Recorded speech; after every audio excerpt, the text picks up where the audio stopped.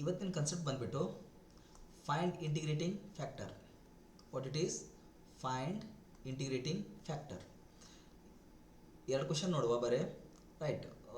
ಕೇಳಿದ ನೋಡಿ, ಜುಲೈ 2023ರಲ್ಲಿ 2 ಮಾರ್ಕ್ಸಿಗೆ ಕೇಳಿದರೆ ಜುಲೈ 2024ರಲ್ಲಿ 1 ಮಾರ್ಕಿಗೆ ಕೇಳಿದಾನೆ. ಅಂದರೆ ಇಂಪಾರ್ಟೆಂಟ್ ಕ್ವಶನ್ ಕೇಳಬಹುದು. ಲೀನಿಯರ್ ಡಿಫರೆನ್ಷಿಯಲ್ ಇಕ್ವೇಷನ್ ಬರುವಂಥ ಕನ್ಸೆಪ್ಟ್ ಇದು. ಓಕೆ, ಸೊ ಕ್ವಶನ್ ಏನಿರುತ್ತೆ ನೋಡಿ, right integrating factor of differential equation ಕೊಟ್ಟಿರ್ತಾನೆ. ಸೊ ಮೊದಲಿಗೆ ಏನು ಬರ್ಕೋತೀವಿ, ಇದ್ರ ಫಾರ್ಮ್ ಗೊತ್ತಿರಬೇಕು ನಮ್ಗೆ. ಜನರಲ್ ಫಾರ್ಮ್ ಏನಿದೆ, ಇದದು dy by dx plus py is equals to q. Here p and q are functions of x only or constant, right? ಈ p ಮತ್ತು q ಇದೇನಿರುತ್ತೆ x ಫಂಕ್ಷನ್ನೇ ಇರುತ್ತೆ. ಓಕೆನಾ? ಸೊ ನನಗೆ ಈ ಫಾರ್ಮಲ್ಲಿ ಕೊಟ್ಟಿರುವಂಥ ಡಿಫರೆನ್ಷಿಯಲ್ ಇಕ್ವೇಷನ್ ಫಾರ್ಮ್ ಇದೆ ಏನಂತ ನೋಡ್ಕೊಳ್ಳೋದು. ಹೌದು ಇದೆ, ಸರಿ ಅಲ್ವಾ? ಸೊ ಏನು ಬರಿತೀವಿ ನಾವು, ಲೈಟ್ ಕೊಟ್ಟಂಥ ಡಿಫರೆನ್ಷಿಯಲ್ ಇಕ್ವೇಷನನ್ನು ಮತ್ತೊಮ್ಮೆ ಬರ್ಕೊಳ್ಳೋಣ. dy by dx plus y is equals to e raised to minus x. ಏನು ಬರಿತೀವಿ ನಾವು ಇದನ್ನು,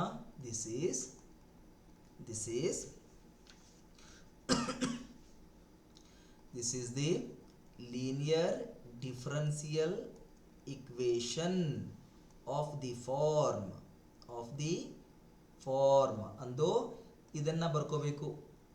ಹೆಂಗೆ, dy by dx plus py is equals to q ಅಂತ ಬರ್ಕೋಬೇಕು. ಇಲ್ಲಿ ನೋಡಿ ಫೇರ್.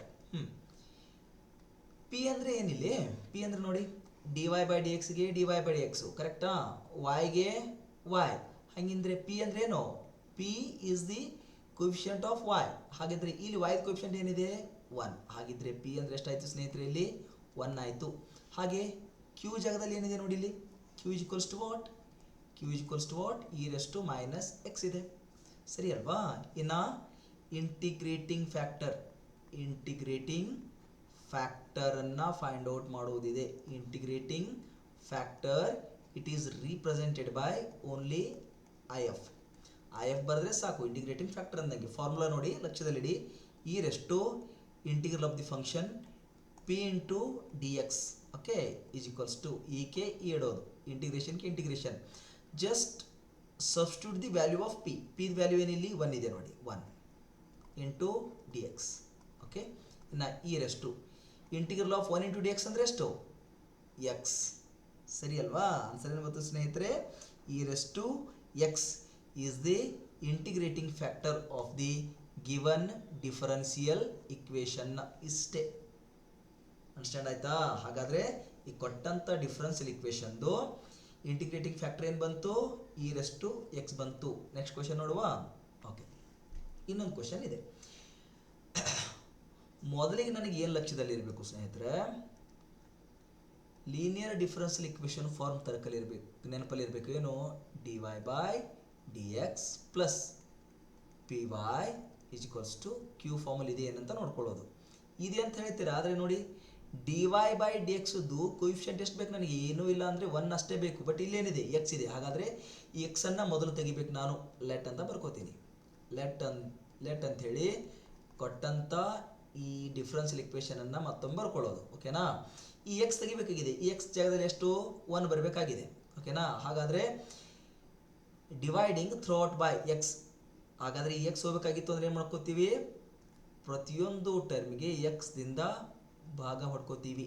ಏನಾಯ್ತು ನೋಡಿ, ಎಕ್ಸ್ ಹೋಯ್ತು, ರೈಟಾ? ಇಲ್ಲಿ 2/xy ಉಳಿತು. ಇಲ್ಲೊಂದು ಎಕ್ಸು ಇಲ್ಲೊಂದು ಎಕ್ಸು ಹೋಯ್ತು. ಏನು ಉಳಿತು ನೋಡಿ, dy by dx plus 2/x into y is equals to x. ಈಗ ನೋಡಿ, ವಿಚ್ ಇಸ್ ದಿ, ಏನು ಬರಿತೀವಿ, ದಿಸ್ ಈಸ್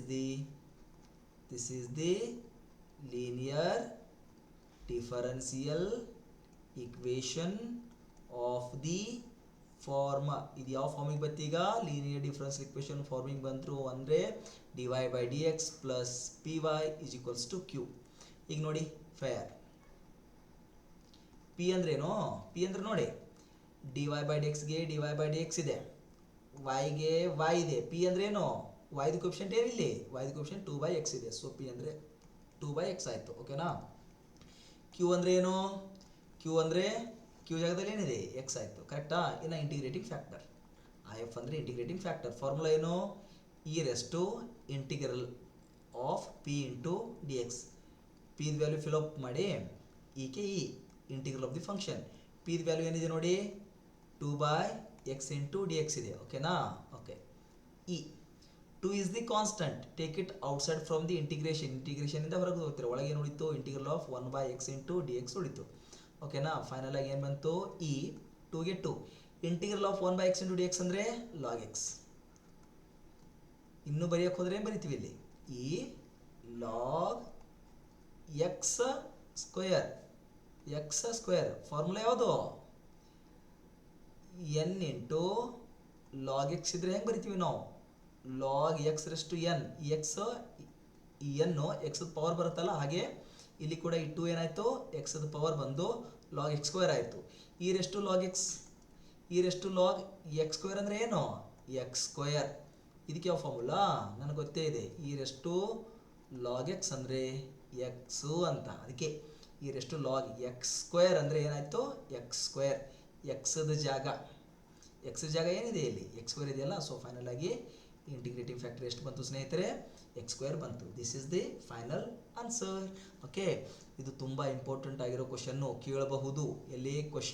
ಕ್ವಶನ್ ನಂಬರ್ 2 ಅಲ್ಲಿ ಲಾಸ್ಟ್ ಕ್ವಶನ್ ಆದರೂ ಕೇಳಿ, ಇಲ್ಲ ಕ್ವಶನ್ ನಂಬರ್ 1 ಅಂದರೆ MCQ ಮಲ್ಟಿಪಲ್ ಚಾಯ್ಸ್ ಕ್ವಶನ್ ಅಲ್ಲಾದರೂ ಕೇಳಿ, ಎಲ್ಲಾದರೂ ಕೇಳ್ತಾನೆ. ವೆರಿ ವೆರಿ ಇಂಪಾರ್ಟೆಂಟ್ ಇಂಟಿಗ್ರೇಟಿಂಗ್ ಫ್ಯಾಕ್ಟರನ್ನು ಫೈಂಡ್ ಔಟ್ ಮಾಡೋದು. ಓಕೆನಾ? Thank you.